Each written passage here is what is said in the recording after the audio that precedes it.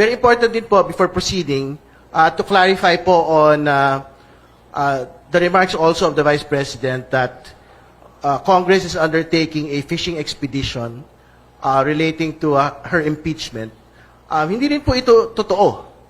Kasi a fishing expedition presupposes an absolute absence of documentation before proceeding with any impeachment. Hindi po ito totoo.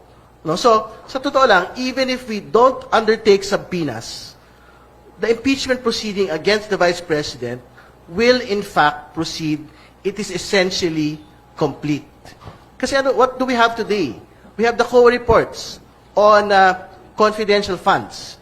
We have the video recording of the threat against the President, the First Lady, and the former House Speaker.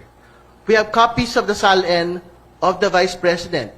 We have the affidavit of Mr. Madriaga relating to his role as a bagman of the Vice President. So, ibig sabihin, ito po pinapasabpina ng mga House members ay bahagi lang po ng pagdadagdag ng mga dokumento.